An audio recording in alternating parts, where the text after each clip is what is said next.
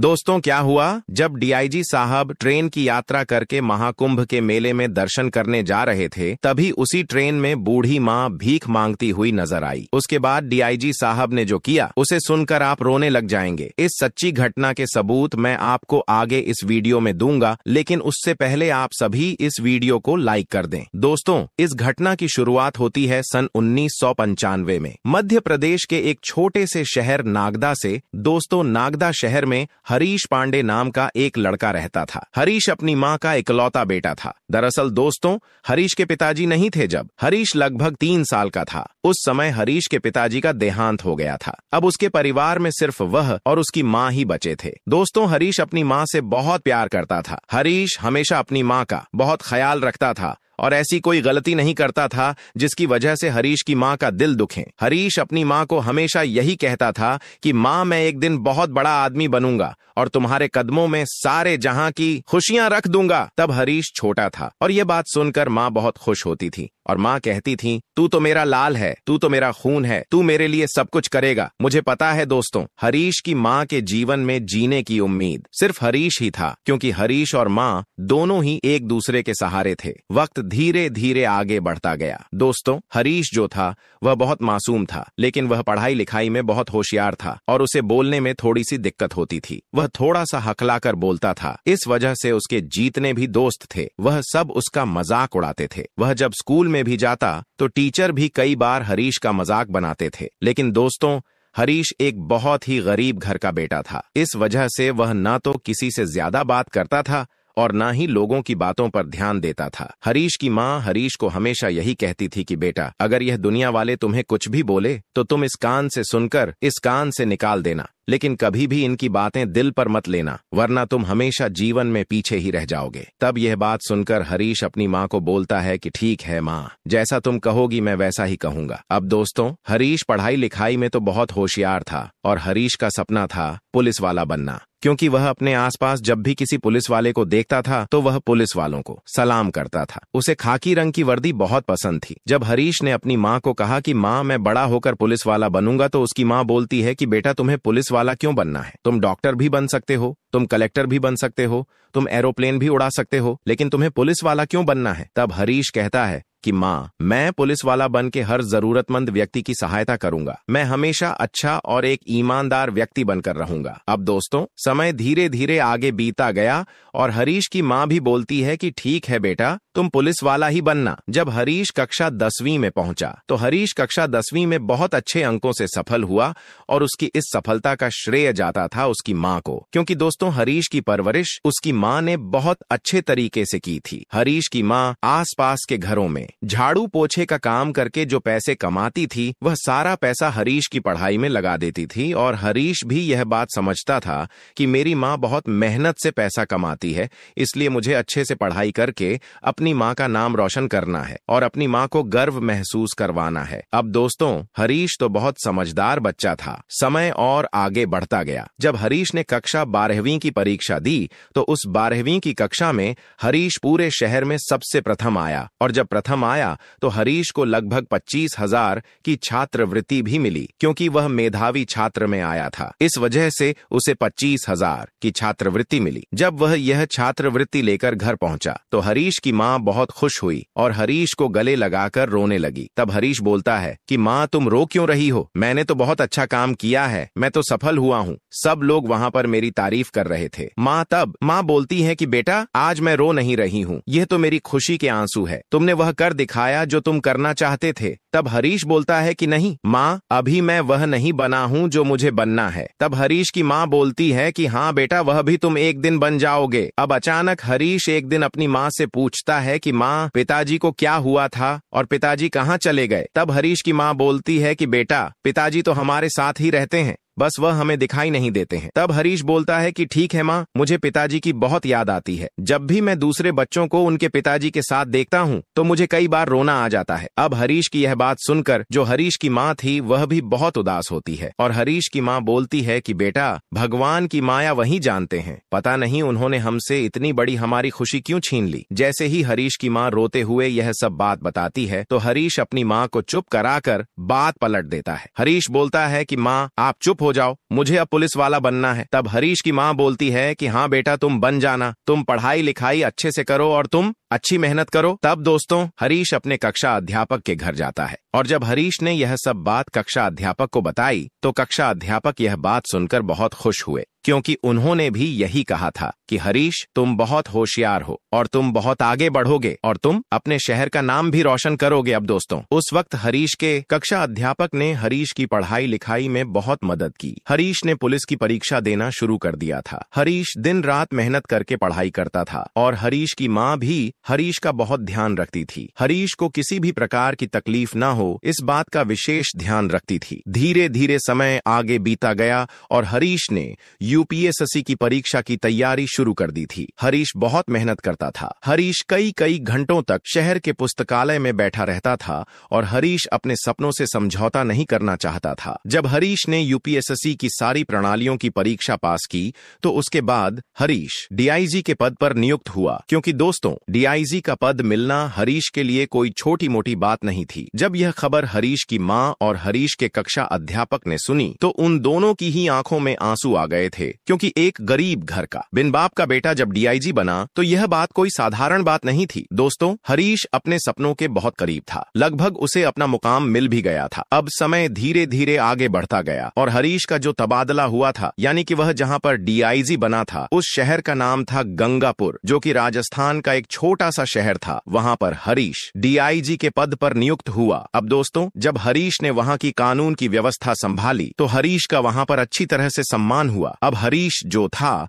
वह वहां पर अकेला था और हरीश जब अपनी ड्यूटी कर रहा था तो उस ड्यूटी के दौरान उस पुलिस स्टेशन में ही एक महिला अधिकारी थी। अब जब हरीश उस महिला अधिकारी से मिला तो उन दोनों के बीच में बहुत अच्छी बनने लगी थी। वह दोनों धीरे धीरे बहुत पास आने लगे थे और उन दोनों के बीच में कब प्रेम हुआ पता ही नहीं चला। समय आगे बीतता गया और हरीश ने अपनी प्रेमिका के साथ ही शादी कर ली थी, जो उसके ही पुलिस स्टेशन में एसपी के पद पर नियुक्त थी, जिसका नाम था माधुरी शर्मा। दोस्तों हरीश ने माधुरी शर्मा से शादी कर ली थी और शादी करके जब हरीश 1 महीने के बाद अपनी माँ के घर गया तो हरीश की माँ अपनी बहू को देखकर बहुत खुश हुई, क्योंकि दोस्तों हरीश को गंगापुर सिटी में जाए लगभग 1 महीना ही हुआ था और 1 महीने में ही इतना कुछ हो गया। तब हरीश अपनी पत्नी से बोलता है कि क्यों ना अब मैं यहाँ पर अपनी माँ को लेकर आ जाऊं, क्योंकि यहाँ अब मैं सेटल हो चुका हूँ, मैंने शादी भी कर ली है और तुम मेरी धर्मपत्नी भी बन गई हो। तो मेरी माँ गांव में अकेले रहती है, इसलिए मैं अपनी माँ को भी मेरे साथ रख लेता हूँ, वह भी यहाँ पर रहेंगी। तब दोस्तों जो माधुरी थी वह डीआईजी साहब यानी कि हरीश से बोलती है कि यहाँ पर माँ कहाँ रहेंगी। तब डीआईजी साहब बोलते हैं कि कहाँ रहेंगी, मतलब हमें जो सरकारी आवास मिला है उस सरकारी आवास में माँ चैन से रहेंगी और मेरी नजरों के सामने रहेंगी। तब माधुरी ऐसा करने से न बोल देती है। माधुरी बोलती है कि माँ का ध्यान यहाँ पर कौन रखेगा, मैं भी पूरे दिन ड्यूटी करती हूँ, आप भी पूरे दिन ड्यूटी करते हैं, तो फिर माँ का ध्यान यहाँ पर कौन रखेगा और माँ यहाँ कैसे रहेंगी। तब जो डीआईजी साहब थे वह माधुरी को बहुत समझाते हैं कि माँ यहाँ पर रह लेगी, माँ यहाँ पर थोड़ा सा एडजस्ट कर लेगी, लेकिन माधुरी पता नहीं क्यों पर डीआईजी साहब की माँ को यहाँ लाने के लिए राजी नहीं थी। तब डीआईजी साहब बोलते हैं कि ठीक है, माँ को गांव में ही रहने देते हैं। डीआईजी साहब ने माँ के लिए गांव में एक अच्छा घर बनवाया और उस घर में 2 नौकर रखवाए और वह दोनों नौकर डीआईजी साहब की माँ की बहू सेवा करती थी। लेकिन माँ हमेशा यही बोलती थी कि बेटा मुझे इन नौकरों के साथ नहीं, मुझे अपनी बहू अपने बेटे के साथ रहना है। तब डीआईजी साहब कहते हैं कि माँ बस आप कुछ दिन यहीं रहो, कुछ दिन के बाद मैं तुम्हें यहाँ से लेकर चला जाऊंगा और मैं हमेशा तुम्हें अपने पास रखूंगा। क्योंकि दोस्तों जो डीआईजी साहब की माँ थी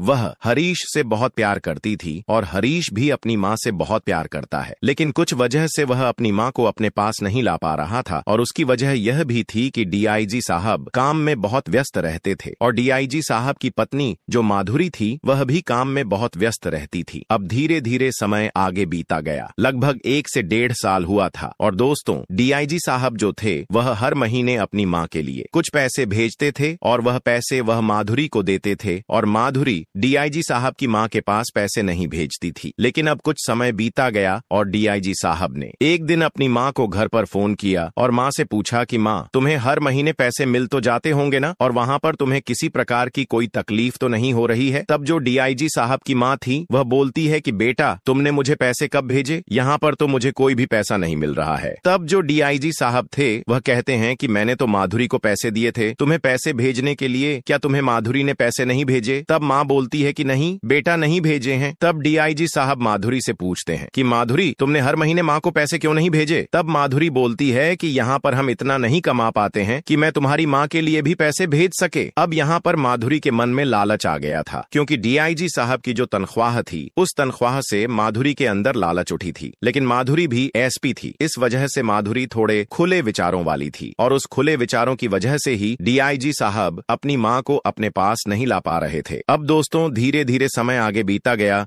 और डीआईजी साहब और माधुरी के बीच छोटे मोटे क्लेश होने लगे, क्योंकि माधुरी को डीआईजी साहब की माँ को अपने पास रखना पसंद नहीं था। इस वजह से बात बहुत आगे बढ़ती गई और डीआईजी साहब ने माधुरी को हमेशा के लिए तलाक दे दिया, क्योंकि दोनों के बीच बहुत अनबन होती थी। और जब पैसों वाली बात भी डीआईजी साहब के सामने आई तो डीआईजी साहब का बहुत दिल दुखा। अब दोस्तों समय आगे बीता गया और डीआईजी साहब तलाक लेने के बाद जब अपनी माँ को 3-4 महीने के बाद घर लेने पहुंचे, तब माँ वहां पर नहीं थी, क्योंकि माँ को पता चल गया था कि अब मेरा बेटा मेरा इतना ध्यान नहीं रखता है, मेरा बेटा अब सिर्फ अपनी पत्नी में ही खोया रहता है। लेकिन माँ को यह नहीं पता था कि उनके बेटे ने अपनी बहू को तलाक दे दिया है, क्योंकि डीआईजी साहब ये सोचते थे कि वह नहीं चाहते थे कि यह बात माँ को पता चले और माँ दुखी हो। इसलिए डीआईजी साहब ने अपनी तलाक की प्रक्रिया को लगभग 3 महीने तक जारी किया और 3 महीने के बाद माधुरी को तलाक दे दिया और फिर दोनों का ही अलग अलग शहर में तबादला हो गया। अब दोस्तों जब डीआईजी साहब अपने घर अपनी माँ को लेने जाते हैं तब उस घर पर कोई नहीं था। डीआईजी साहब ने जो 2 नौकर रखे थे वह नौकर भी उस घर पर नहीं थे और न ही डीआईजी साहब की माँ घर पर नहीं थी। उस घर पर ताला लगा हुआ था। जब डीआईजी साहब ने आसपास रह रहे कुछ लोगों से तो पूछा तो उन लोगों ने बताया कि पता नहीं, लेकिन यहाँ पर जो अम्मा रहती थीं, जो मालकिन रहती थी, उन्हें घर छोड़े लगभग 2 महीने हो चुके हैं और जो नौकर थे वह भी अब यहाँ पर नहीं आते हैं। तो डीआईजी साहब ये देखकर और सुनकर बहुत घबरा जाते हैं, क्योंकि डीआईजी साहब की माँ की उम्र बहुत थी और डीआईजी साहब की माँ बूढ़ी थी। डीआईजी साहब यही सोचते हैं कि आखिर मेरी माँ कहाँ गई, आखिर मेरे से इतनी बड़ी गलती कैसे हो सकती है, क्या मैंने कहीं अपनी माँ को खो तो नहीं दिया। डीआईजी साहब अपनी माँ को बहुत ढूंढते हैं। जिस शहर में डीआईजी साहब ने अपनी माँ का घर बनवाया था उस शहर के एक वृद्धा आश्रम में जाकर डीआईजी साहब छानबीन करते हैं, लेकिन वहां पर उन्हें मां नहीं मिलती है। तब डीआईजी साहब बहुत परेशान हो जाते हैं और डीआईजी साहब ने बहुत कोशिश की, बहुत सारे पुलिस वालों को भी बोला कि मेरी मां को ढूंढो, लेकिन उन्हें मां नहीं मिली। अब दोस्तों समय आगे बीता गया था। डीआईजी साहब अब सिर्फ अकेले ही रह गए थे, क्योंकि उनके जीवन में ना तो पत्नी का सुख था और ना ही मां का सुख था। अब डीआईजी साहब सोचते हैं कि मुझे कुछ समय के लिए अकेले रहना पड़ेगा। तब दोस्तों जनवरी 2025 में महाकुंभ का मेला लगने वाला था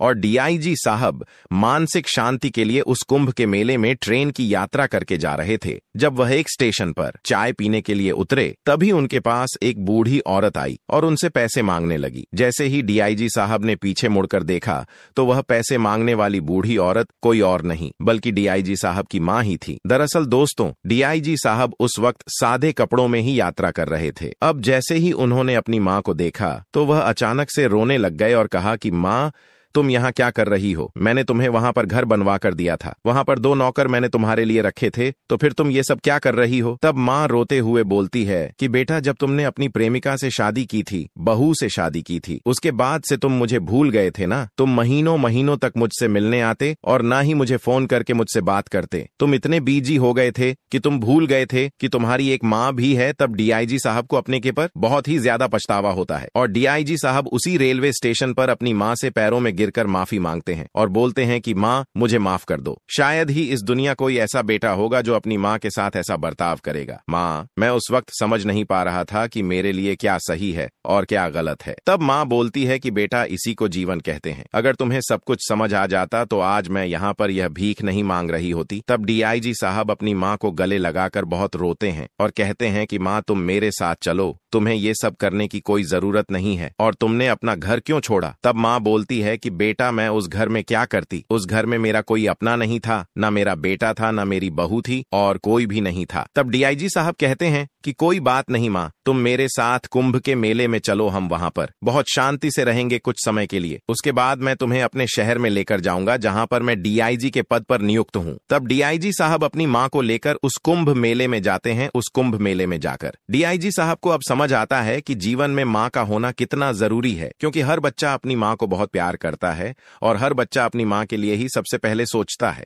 लेकिन कई बार कुछ चीजें ऐसी होती हैं जो हमें मां के प्यार से दूर कर देती है। अब दोस्तों, जब उस कुंभ के मेले में डीआईजी साहब अपनी बूढ़ी मां को लेकर घूम रहे थे, तब बहुत से लोग डीआईजी साहब को देख रहे थे और डीआईजी साहब की मां की उम्र काफी ज्यादा थी। इस वजह से लोग यह भी सराहना कर रहे थे कि ये कितना भाग्यशाली बेटा है जो अपनी इतनी बूढ़ी मां को लेकर इस कुंभ के मेले में स्नान करवाने आया है। ये तो बिल्कुल श्रवण कुमार ही है, लेकिन असलियत क्या थी यह डीआईजी साहब और उसकी मां ही जानते थे। तब डीआईजी साहब को बहुत अफसोस हुआ कि मैंने अपनी मां के साथ जो भी किया वह बहुत गलत किया। डीआईजी साहब उस कुंभ के मेले के दौरान अपनी मां को यह वचन देते हैं कि मां, मैं तुम्हें यह वचन देता हूं कि आज के बाद मेरी वजह से तुम्हें कभी किसी प्रकार का दुख, कभी किसी प्रकार की तकलीफ नहीं होगी। मैं हमेशा तुम्हें अपने पास रखूंगा। तब दोस्तों धीरे धीरे समय आगे बीता गया और डीआईजी साहब अपनी मां को लेकर अपने घर आए और अपने घर कुछ दिन रहकर वह वापस से अपने सरकारी आवास पर चले गए जहां पर उनकी नौकरी थी। जब मां ने उस सरकारी आवास में प्रवेश किया तो मां बहुत खुश हुई,